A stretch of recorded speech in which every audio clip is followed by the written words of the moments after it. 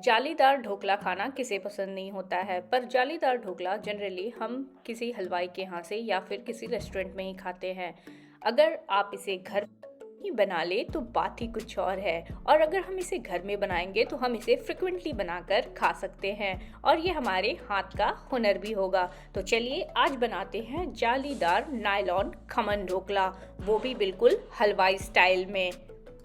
आप यहाँ पर देख सकते हैं कि हमारा ढोकला कितना स्पंजी और जालीदार बना है। एक एक परत हमारी ढोकले का दिख रहा है, ये इतना जालीदार और सॉफ्ट है। तो चलिए शुरू करते हैं बनाना। प्लीज मेरे वीडियोस को लाइक और शेयर करें, और अगर आप मेरे चैनल पर नए हो तो प्लीज मेरे चैनल को सब्सक्राइब करना ना भूलें।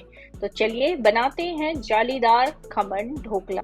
खमन ढोकला बनाने के लिए सबसे पहले हमें लेनी है बेसन। तो आप यहाँ पर देख सकते हैं मैंने मेजरमेंट में 200 ग्राम के करीब बेसन का इस्तेमाल किया है। जब भी आप बेसन ले तो उसका परफेक्ट मेजरमेंट होना बहुत जरूरी है, और हमने पूरा दबा दबा कर बेसन को इसमें भरा है।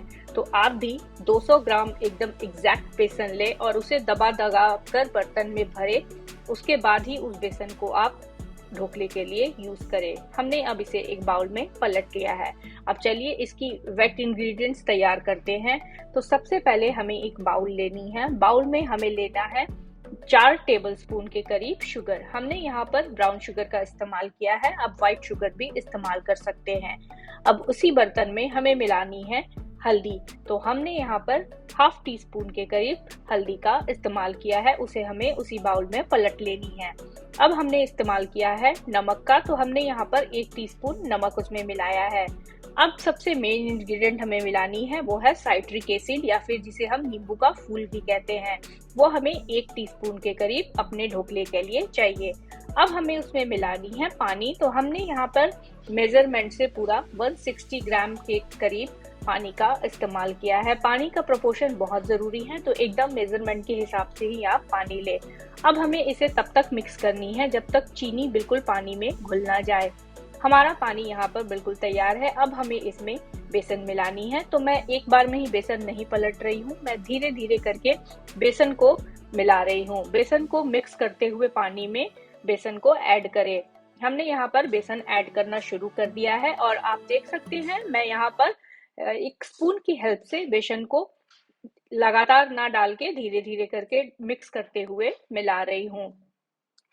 हमने पूरा बेसन अब लेके बाउल में पलट देना है। अब हमें इस मिक्स को कम से कम 5 मिनट तक मिक्स करना है।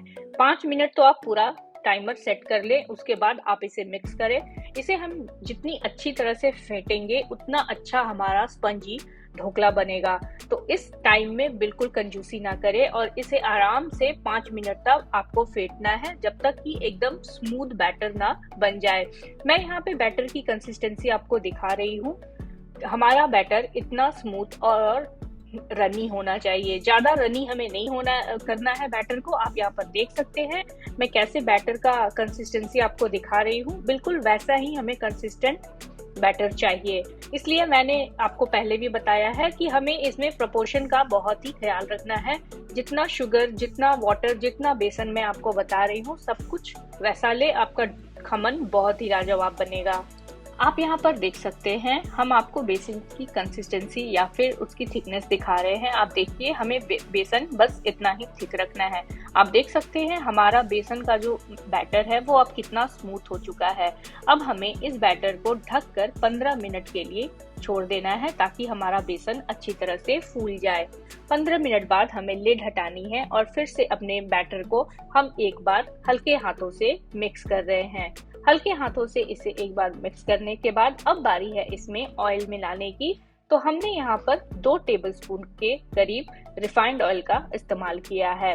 आप ढोकले में और किसी भी ऑयल का इस्तेमाल ना करें, हमें बिना फ्लेवर वाली ऑयल चाहिए। तो रिफाइंड ऑयल 2 टेबलस्पून हमें इसमें डालनी है। अब हमें फिर से इसे 5 मिनट तक मिक्स करना है। तो फिर से आप अपना टाइमर ऑन कर दे और 5 मिनट तक कंसिस्टेंटली आपको इसे मिक्स करना है। आप यहाँ पर देख सकते हैं हमारा जो बेसन का बैटर है वो कितना स्मूथ और लम्प फ्री हो चुका है। तो हमारा अब बैटर जो है वो ऑलमोस्ट तैयार है। अब बारी है इसमें बेकिंग सोडा, जिसे हम मीठा सोडा भी कहते हैं, वो मिलाने की। तो हमने यहाँ पर 1 टीस्पून बेकिंग सोडा का इस्तेमाल किया है। बेकिंग सोडा को एक्टिव करने के लिए मैं उसमें मिला रही हूँ 2 टेबलस्पून के करीब पानी, ताकि जो हमारा बेकिंग सोडा हमने इसमें डाला है वो एक्टिव हो जाए। बेकिंग सोडा डालते वक्त इस बात का भी ख्याल रखें कि बेकिंग सोडा ज्यादा पुराना नहीं होना चाहिए, वरना वो एक्टिव नहीं होगा। अब बारी है इसे मिक्स करने की। आप यहाँ पर देख सकते हैं मैं जैसे जैसे इसे मिक्स कर रही हूँ हमारा बैटर वैसे वैसे फूलता जा रहा है या कि फ्लफी होता जा रहा है। आप यहाँ पर देख सकते हैं हमारा बैटर कितना फ्लफी हो चुका है। इसे पूरा 1 मिनट तक मिक्स करना है। इसे अच्छी तरह से सोडा डालने के बाद मिक्स करें, वरना जो सोडा है अगर हम उसे अच्छी तरह से मिक्स नहीं करेंगे तो वो हमारे ढोकले को खराब कलर देगा, उसे ब्राउन स्पॉट्स वाला कर देगा। इसीलिए अच्छी तरह से मिक्स करें। अब बारी है पैन को ग्रीस करने की। तो हमने एक पैन में ऑयल लगा के उसे ग्रीस कर लिया था। अब हम अपने बैटर को उस पैन में पलट रहे हैं। साथ ही हमने पानी गर्म करने के लिए भी डाल दिया था। जब भी हम अपनी ढोकला को स्टीम करने के लिए पानी पर रखें, उससे पहले हमारा पानी ऐसा उबलता रहना चाहिए, तभी हमारा ढोकला एकदम परफेक्ट बनेगा। अब हमें उबलते हुए पानी के ऊपर कुछ कटोरी या कुछ आप रख दीजिए, उसके ऊपर हमें अपने ढोकला के पैन को रख के इसे स्टीम करना है। तो ढोकले को हमें पूरे 20 से 25 मिनट तक स्टीम करना है।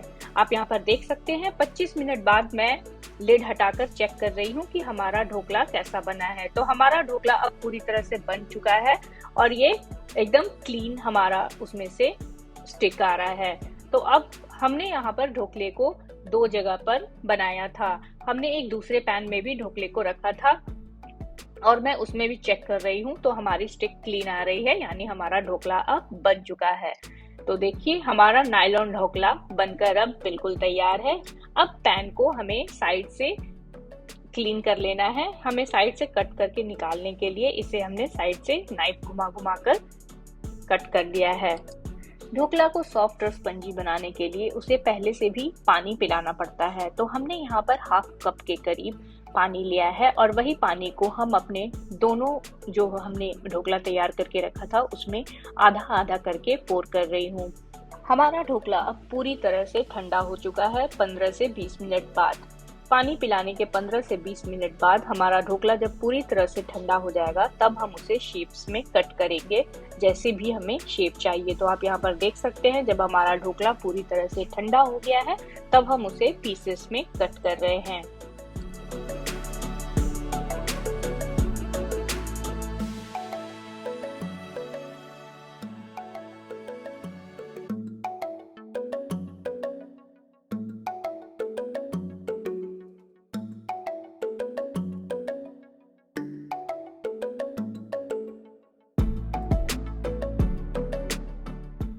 आप यहाँ पर देख सकते हैं हमारा ढोकला कितना जालीदार और कितना ही नरम बना है। तो देखा, बाजार से अब हमें ढोकला खरीदने की कोई जरूरत नहीं है। हमारा ढोकला कितना सॉफ्ट और स्पंजी बन चुका है। अब बारी है ढोकले में तड़का मिलाने की। तो हमने तड़के के लिए एक पैन में 4 टेबलस्पून ऑयल गरम किया है। ऑयल के साथ ही हम इसमें 1 टीस्पून के करीब मस्टर्ड सीड्स डाल रहे हैं। मस्टर्ड सीड्स हमारी जैसे तड़कने लगे तब हमें उसमें मिलानी है करी पत्ते। हमने यहाँ पर ड्राई करी पत्तों का इस्तेमाल किया है, आपके पास फ्रेश हो आप फ्रेश इस्तेमाल करें। करी पत्ते और मस्टर्ड सीड्स जब तड़कने लगे तब हमें उसमें मिलानी है मिर्चें। तो हमने यहाँ से 3 से 4 मिर्चों को स्लिक करके मिलाया है। अब मिर्चों को भी हमें 10 सेकंड तक सॉटे करना है ताकि वो अच्छे से तड़क जाए और उसका फ्लेवर ऑयल में आ जाए। अब बारी है इसमें पानी मिलाने की। तो हमने यहाँ पर पूरा हाफ कप पानी मिलाया है। पानी में का भी मेजरमेंट बहुत जरूरी है, तो इस बात का ध्यान रखें और हाफ कप ही पानी मिलाएं अगर आप 200 ग्राम बेसन की ढोकला बना रहे हैं। अब बारी है इसमें शुगर मिलाने की। तो हमने यहाँ पर 2 टेबलस्पून के करीब शुगर का इस्तेमाल किया है। हमारे खमन का तड़का अब बनकर बिल्कुल तैयार है। अब चलिए इसे डालते हैं अपने ढोकले के ऊपर। अब बारी है अपने तड़के को गरमा गरम ही ढोकले के ऊपर डालने की। तो हमारा तड़का अभी पूरी तरह से गरम है, इसे हम अभी ढोकले के ऊपर डालेंगे तो विदिन 5 मिनट्स हमारा स्पंजी ढोकला तैयार हो जाएगा। तो आप देख सकते हैं हमने यहाँ पर ढोकले के ऊपर सारा तड़का मिक्स कर दिया है। तो देखिए हमने बनाकर तैयार कर लिया है अपना हलवाई स्टाइल खमन ढोकला, जो कि बाजार से भी बहुत ही बेहतर है। अब हमें बाजार से ढोकला खरीदने की कोई जरूरत नहीं है, जब हम घर में ही इतनी आसानी से इतनी लाजवाब ढोकला बना सकते हैं।